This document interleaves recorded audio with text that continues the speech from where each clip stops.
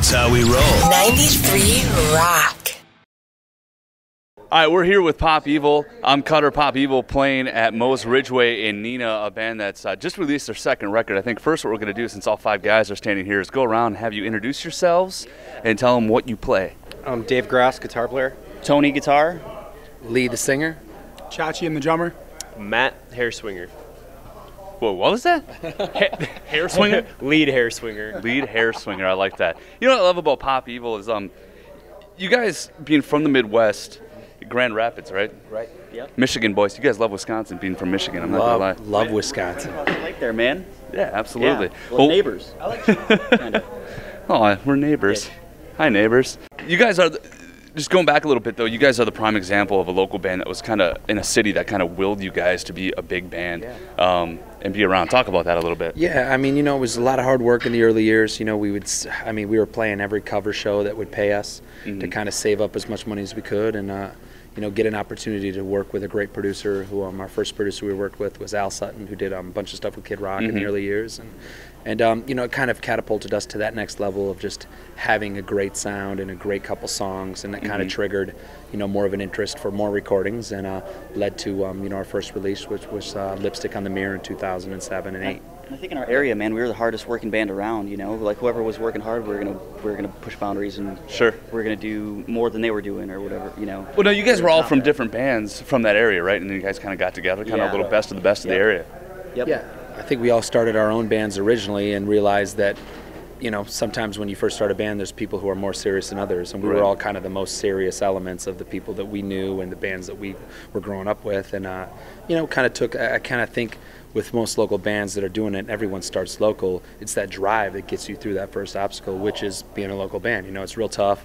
Not a lot of money made. You got to stay together and really grind and put together great songs. You know, and you know, when anyone can go down to Burger King and get an 8-track these days, you got to make sure your recordings speak volumes, and it's not just a blank CD on Cutter's desk because he doesn't got time to listen to a bunch of blank CDs. You know what I mean? So it's important, you know, to show the pride. No, I do, but people bigger than me do. You do. You might. But our program director back at home was always like, you know, like I can't take a chance on a band that's not going to be together in a year. You know what I mean? So it's you know, we were educated by our hometown station and really came to the party understanding the right things, and you know, here we are. This band is an example of the power of radio a little bit and really kind of, again, willing a band to get big. Now that you guys have been together, the second album just came out. Have you guys had that oh my God moment yet, that holy man, we've done something here? Go ahead, man. You know, we had, for me, we had that moment on July 1st this year. It was like, you know, you kind of lose track and you lose focus of what you're doing a little bit. Like, you don't really realize the impact that you have sometimes. But we went home to do, like, a CD release show July 1st in our hometown. And the mayor came out and had, like, this official proclamation and stuff that he, like, read in front of the whole show and, like, the whole audience and everything, where he declared it, like, officially Pop Evil Day. Like, that date was Pop Evil Day. Wow. And, you know, just saying how hard we work, like basically recognizing how hard we've worked and like how we're trying to bring, you know, like good fortune and spread the good name about our hometown and our community and everything, you know, nationwide and everything. And for me, that was like one of those moments where a lot of things that we do don't really hit. You know, we go on a tour with Judas Priest and it's like, well, that was cool, you know, but it doesn't really hit you. And that was one of those moments where it really felt like, man, we're doing something, you know. Dude, I know, it was like, I was so excited. I didn't even know we were going to get an award. I'm like, cool, we get to meet the mayor. I think in some ways, how's it going? I think in some ways that award that Matt said is more important than even a Grammy. You know, like, I mean, we were once blacklisted in that city. Especially in your hometown, no one you know. cared to get that kind of recognition from the mayor of the city you grew up in, and you know, people who drink the same water you do growing up. It just was a full circle moment that Matt said that, you know, it's one of those things that, you know, you are having an impact on the people that are right there in the hometown you grew up in. So to be able to be here in Neenah and in Wisconsin in general, I always pledged if they just would have made a bridge over, I think we would have partied with you guys way more than we do get to. But it's funny. But you got to drive through Illinois. You got to drive through Illinois. You got to drive through Gary. You know what I mean? You got to go through Gary and all that stuff. And then you got to get teased by Chicago because you got to stop in Chicago for a minute. So absolutely. Have a hot dog. It's just Wisconsin. But honestly speaking to you guys out there, we've played all over the country hundreds of times now, and I'll be honest, Wisconsin is one of our favorite places. You guys really do get rock and roll, and you guys really are part of breaking new bands, not just old rock and roll bands. You guys break new bands, so thank you so much, man. See that misconception that Wisconsin has about it's all old here? It's not. Actually, in a weird twist of fate, Pop Evil, one of your guys' first show in at least this area, I booked. Yeah, you did. Was it right here? Which the was one cool. We're talking about right here? Not right here. It was in Green Bay, actually. Yeah, I remember that one with Egypt Century. Yeah. At a place called Revolutions? Doubles. You know why I'll never forget that show is because I'm a diehard Detroit Lions fan, and I had to drive. Our tour manager's a diehard Packers fan, so we had to drive by Lambeau Field 4 or 5 times. He's like, I can't find it. We're lost. I guess we'll just drive by again. Lambeau in Green Bay. I was just like, oh my gosh, do we have to see the field anymore? Like seriously, like let's go by Ford Field a couple more times. But it's we're diehard sports. It's all been about the Packers or the Lions growing up. So Lions are going to be pesky this year. So we're going to be a little pesky. I'm excited. I don't want to get my hopes up though. I don't want to get my hopes up. Like defensive line. All right. This is going to turn into a sports interview real quick. If we keep going this, I do want to talk a little bit about your sound because if you hear your songs on the radio, and songs like Last Man Standing and Hero that did pretty well, real just hard rock and driving songs, and songs like 155 or your new single are a little bit slower and a little bit mellow. But if you listen to the record, there's a lot of different influences. It seems like. Where does that come from? I think it comes from Tony and Matt. Man. Sometimes you want to punch someone in the face. Sometimes you want to fuck a chick. Yeah.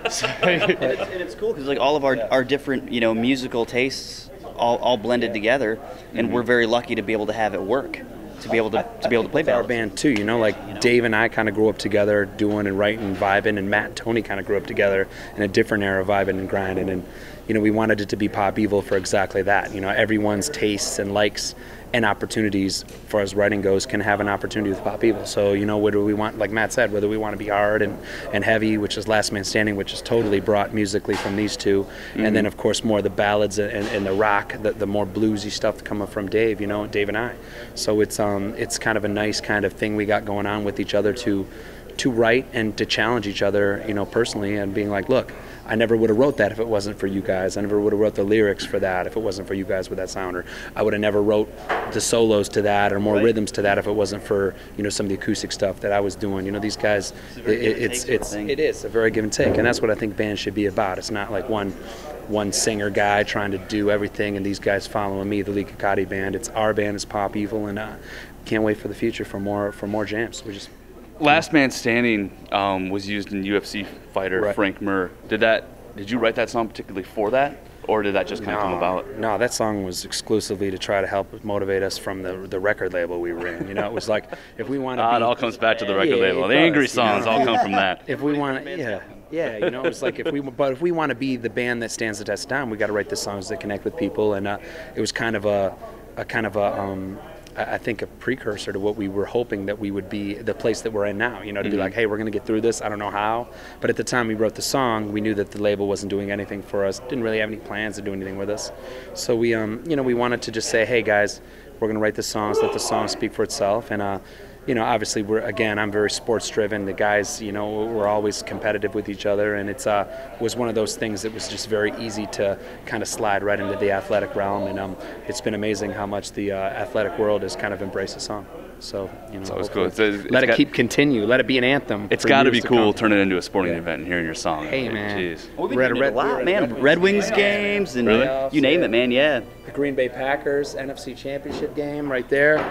Go Packers, even though it kills me to say that because I'm a Lions fan. But, whatever. The Lions didn't have a shot last year, so it's all about keep it in the conference. You know what I mean? Keep it in the conference. Well, these guys have a great new record out called War of Angels. It just hit. It's available for download from iTunes. I actually did that earliher today.